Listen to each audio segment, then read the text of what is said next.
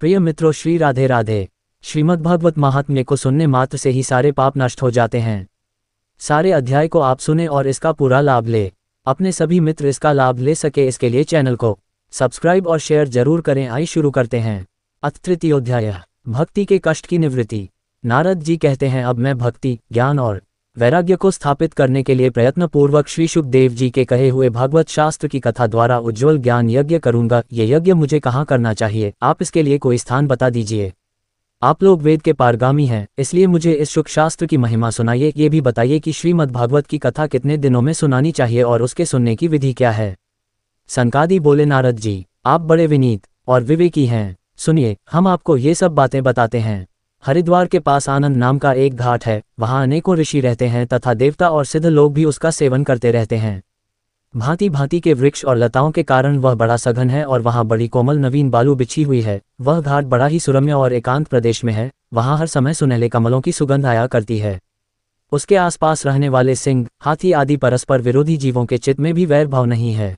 वहाँ आप बिना किसी विशेष प्रयत्न के ही ज्ञान यज्ञ आरंभ कर दीजिए। उस स्थान पर कथा में अपूर्व रस का उदय होगा। भक्ति भी अपनी आंखों के ही सामने निर्बल और जराजर जीर्ण अवस्था में पड़े हुए ज्ञान और वैराग्य को साथ लेकर वहां आ जाएगी, क्योंकि जहां भी श्रीमद् भागवत की कथा होती है वहां ये भक्ति आदि अपने आप पहुंच जाते हैं। वहां कानों में कथा के शब्द पढ़ने से ये तीनों तरुण हो जाएंगे। सूत जी कहते हैं, इस प्रकार कहकर नारद जी के साथ सनकादि भी श्रीमद् भागवत कथामृत का पान करने के लिए वहां से तुरंत गंगा तट पर चले आए। जिस समय वे तट पर पहुंचे, भूलोक, देवलोक और ब्रह्मलोक सभी जगह इस कथा का हल्ला हो गया।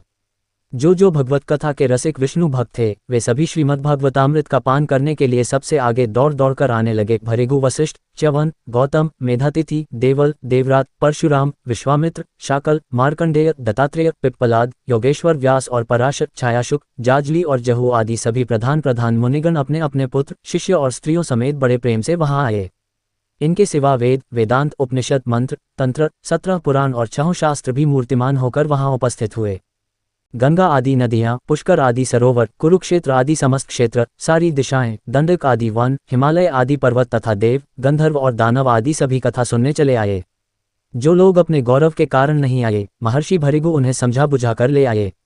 तब कथा सुनाने के लिए दीक्षित होकर श्रीकृष्ण परायण सनकादि नारद जी के दिए हुए श्रेष्ठ आसन पर विराजमान हुए। उस समय सभी श्रोताओं ने उनकी वंदना की। श्रोताओं में वैष्णव, विरक्त, सन्यासी और ब्रह्मचारी लोग आगे बैठे और उन सबके आगे नारद जी विराजमान हुए। एक और ऋषिगण, एक और देवता, एक और वेद और उपनिषदादि तथा एक और तीरथ बैठे और दूसरी ओर स्त्रियां बैठीं। उस समय सब और जय जयकार, नमस्कार और शंखों का शब्द होने लगा और अबीर, गुलाल, खील एवं फूलों की खूब वर्षा होने लगी। कोई देवश्रेष्ठ तो विमानों पर चढ़कर वहां बैठे हुए सब लोगों पर पुष्पों की वर्षा करने लगे।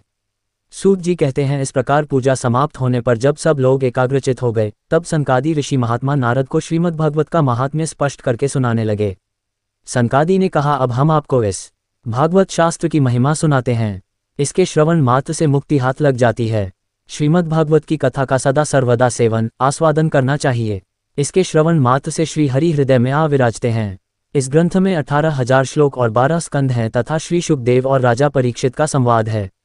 आप ये भागवत शास्त्र ध्यान देकर सुनिए। ये जीव तभी तक अज्ञानवश इस संसार चक्र में भटकता है जब तक क्षण भर के लिए भी कानों में इस शुक शास्त्र की कथा नहीं पड़ती। बहुत से शास्त्र और पुराण सुनने से क्या लाभ है? इससे तो व्यर्थ का भ्रम बढ़ता है। मुक्ति देने के लिए तो एकमात्र भागवत शास्त्र ही गरज रहा है।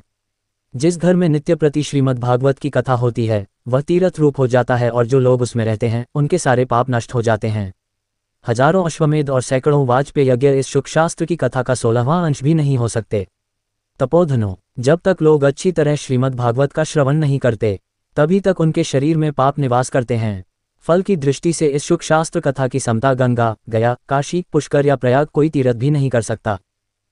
यदि आपको परम गति की इच्छा है तो अपने मुख से ही श्रीमद् भागवत के आधे अथवा चौथाई श्लोक का भी नित्य नियमपूर्वक पाठ कीजिए। ओमकार, गायत्री, पुरुष सूक्त, तीनों वेद, श्रीमद् भागवत, ओम नमो भगवते वासुदेवाय, ये द्वादशाक्षर मंत्र, 12 मूर्तियों वाले सूर्य भगवान, प्रयाग, संवत्सर रूप काल, ब्राह्मण, अग्निहोत्र, गौ, द्वादशी तिथि, तुलसी, वसंत ऋतु और भगवान पुरुषोत्तम, इन सब में बुद्धिमान लोग वस्तुतः कोई अंतर नहीं मानते। जो पुरुष अहनिश अर्थ सहित श्रीमद् भागवत शास्त्र का पाठ करता है उसके करोड़ों जन्मों का पाप नष्ट हो जाता है, इसमें तनिक भी संदेह नहीं है। जो पुरुष नित्य प्रति भागवत का आधा या चौथाई श्लोक भी पढ़ता है उसे राजसूय और अश्वमेध यज्ञों का फल मिलता है। नित्य भागवत का पाठ करना, भगवान का चिंतन करना, तुलसी को सींचना और गौ की सेवा करना, ये चारों समान हैं। जो पुरुष अंत समय में श्रीमद् भागवत का वाक्य सुन लेता है, उस पर प्रसन्न होकर भगवान उसे वैकुंठ धाम देते हैं। जो पुरुष इसे सोने के सिंहासन पर रखकर विष्णु भक्त को दान करता है, वह अवश्य हो भगवान का सायुज्य प्राप्त करता है। जिस दुष्ट ने अपनी सारी आयु में चित्त को एकाग्र करके श्रीमद्भागवतामृत का थोड़ा सा भी रसास्वादन नहीं किया, उसने तो अपना सारा जन्म चांडाल और गधे के समान व्यर्थ ही गंवा दिया। वह तो अपनी माता को प्रसव पीड़ा पहुंचाने के लिए ही उत्पन्न हुआ। जिसने इस शुक शास्त्र के थोड़े से भी वचन नहीं सुने, वह पापात्मा तो जीता हुआ ही मुर्दे के समान है। पृथ्वी के भारस्वरूप उस पशु तुल्य मनुष्य को धिक्कार है, यों स्वर्गलोक में देवताओं में प्रधान इंद्रादि कहा करते हैं।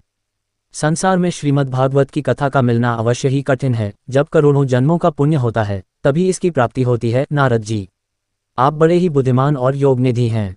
आप प्रयत्नपूर्वक कथा का श्रवण कीजिए। इसे सुनने के लिए दिनों का कोई नियम नहीं है, इसे तो सर्वदा ही सुनना अच्छा है। इसे सत्य भाषण और ब्रह्मचर्य पालन पूर्वक सर्वदा ही सुनना श्रेष्ठ माना गया है। किंतु कलियुग में ऐसा होना कठिन है, इसलिए इसकी शुकदेव जी ने जो विशेष विधि बताई है, वह जान लेनी चाहिए। कलियुग में बहुत दिनों तक चित्त की वृत्तियों को वश में रखना, नियमों में बंधे रहना और किसी पुण्य कार्य के लिए दीक्षित रहना कठिन है। इसलिए सप्ताह श्रवण की विधि है। श्रद्धापूर्वक कभी भी श्रवण करने से अथवा माघ मास में श्रवण करने से जो फल होता है, वही फल श्री शुकदेव जी ने सप्ताह श्रवण में निर्धारित किया है।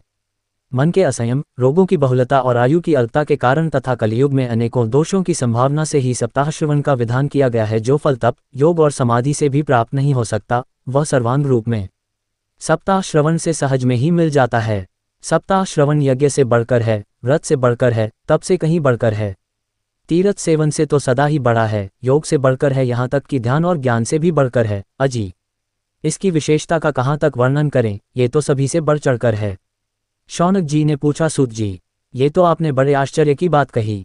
अवश्य ही यह भागवत पुराण योगवेता ब्रह्मा जी के भी आदि कारण श्री नारायण का निरूपण करता है, परंतु यह मोक्ष की प्राप्ति में ज्ञानादि सभी साधनों का तिरस्कार करके इस युग में उनसे भी कैसे बढ़ गया। सूत जी ने कहा, शौनक जी, जब भगवान श्री कृष्ण इस धरा धाम को छोड़कर अपने नित्य धाम को जाने लगे, तब उनके मुखारविंद से एकादश स्कंध का ज्ञानोपदेश सुनकर भी उद्धव जी ने पूछा। उद्धव जी बोले, गोविंद, अब आप तो अपने भक्तों का कार्य करके परम धाम को पधारना चाहते हैं, किंतु मेरे मन में एक बड़ी चिंता है, उसे सुनकर आप मुझे शांत कीजिए। अब घोर कली काल आया ही समझिए, इसलिए संसार में फिर अनेकों दुष्ट प्रकट हो जाएंगे। उनके संसर्ग से जब अनेकों सत्पुरुष भी उग्र प्रकृति के हो जाएंगे, तब उनके भार से दबकर यह गौरूपिणी पृथ्वी किसकी शरण में जाएगी। कमल नयन, मुझे तो आपको छोड़कर इसकी रक्षा करने वाला कोई दूसरा नहीं दिखाई देता, इसलिए भक्तवत्सल, आप साधुओं पर कृपा करके यहाँ से मत जाइए। भगवान, आपने निराकार और चिन्मात्र होकर भी भक्तों के लिए ही तो ये सगुण रूप धारण किया है, फिर भला आपका वियोग होने पर वे भक्तजन पृथ्वी पर कैसे रह सकेंगे। निर्गुणोपासना में तो बड़ा कष्ट है, इसलिए कुछ और विचार कीजिए। प्रभास क्षेत्र में उद्धव जी के ये वचन सुनकर भगवान सोचने लगे कि भक्तों के अवलंब के लिए मुझे क्या व्यवस्था करनी चाहिए। शौनक जी, तब भगवान ने अपनी सारी शक्ति भागवत में रख दी। वे अंतर्धान होकर इस भागवत समुद्र में प्रवेश कर गए, इसलिए ये भगवान की साक्षात शब्दमयी मूर्ति है। इसके सेवन, श्रवण, पाठ अथवा दर्शन से ही मनुष्य के सारे पाप नष्ट हो जाते हैं। इसी से इसका सप्ताह श्रवण सबसे बढ़कर माना गया है और कलियुग में तो अन्य सब साधनों को छोड़कर यही प्रधान धर्म बताया गया है। कलिकाल में यही ऐसा धर्म है जो दुख, दरिद्रता, दुर्भाग्य और पापों की सफाई कर देता है तथा काम क्रोधादि शत्रुओं पर विजय दिलाता है। अन्यथा भगवान की इस माया से पीछा छुड़ाना देवताओं के लिए भी कठिन है, मनुष्य तो इसे छोड़ ही कैसे सकते हैं। अतः इससे छूटने के लिए भी सप्ताह श्रवण का विधान किया गया है। सूत जी कहते हैं, शौनक जी, जिस समय सनकादि मुनीश्वर इस प्रकार सप्ताह श्रवण की महिमा का बखान कर रहे थे, उस सभा में एक बड़ा आश्चर्य हुआ, उसे मैं तुम्हें बतलाता हूँ, सुनो। वहां तरुणावस्था को प्राप्त हुए अपने दोनों पुत्रों को साथ लिए विशुद्ध प्रेम रूपा भक्ति बार बार श्री कृष्ण, गोविंद, हरे मुरारे, हे नाथ, नारायण, वासुदेव आदि भगवान नामों का उच्चारण करती हुई अकस्मात प्रकट हो गईं। सभी सदस्यों ने देखा कि परम सुंदरी भक्ति रानी भागवत के अर्थों का आभूषण पहने वहां पधारो। मुनियों की उस सभा में सभी ये तर्क वितर्क करने लगे कि ये यहाँ कैसे आर्यों, कैसे प्रविष्ट हुई। तब सनकादि ने कहा, ये भक्ति देवी अभी अभी कचा के अर्थ से निकली हैं। उनके ये वचन सुनकर भक्ति ने अपने पुत्रों समेत अत्यंत विनम्र होकर सनत कुमार जी से कहा। भक्ति बोली, मैं कलियुग में नष्टप्राय हो गई थी, आपने कथामृत से सींचकर मुझे फिर पुष्ट कर दिया। अब आप ये बताइए कि मैं कहाँ रहूं। ये सुनकर सनकादि ने उससे कहा, तुम भक्तों को का स्वरूप प्रदान करने वाली, अनन्य प्रेम का संपादन करने वाली और संसार रोग को निर्मूल करने वाली हो। अतः तुम धैर्य धारण करके नित्य निरंतर विष्णु भक्तों के हृदयों में ही निवास करो। ये कलियुग के दोष भले ही सारे संसार पर अपना प्रभाव डालें, किंतु वहां तुम पर इनकी दृष्टि भी नहीं पड़ सकेगी। इस प्रकार उनकी आज्ञा पाते ही भक्ति तुरंत भगवत भक्तों के हृदयों में जा विराजर जी। जिनके हृदय में एकमात्र श्रीहरि की भक्ति निवास करती है, वे त्रिलोकी में अत्यंत निर्धन होने पर भी परम धन्य हैं, क्योंकि इस भक्ति की डोरी से बंधकर तो साक्षात भगवान भी अपना परमधाम छोड़कर उनके हृदय में आकर बस जाते हैं। भूलोक में ये भागवत साक्षात परब्रह्म का विग्रह है, हम इसकी महिमा कहाँ तक वर्णन करें। इसका आश्रय लेकर इसे सुनाने से तो सुनने और सुनाने वाले दोनों को ही भगवान श्री कृष्ण की समता प्राप्त हो जाती है। अतः इसे छोड़कर अन्य धर्मों से क्या प्रयोजन है। इति श्रीपद्मपुराणे उत्तरखंडे श्रीमद्भागवत महात्म्ये भक्तिकष्ट निवर्तन नाम तृतीयोऽध्यायः।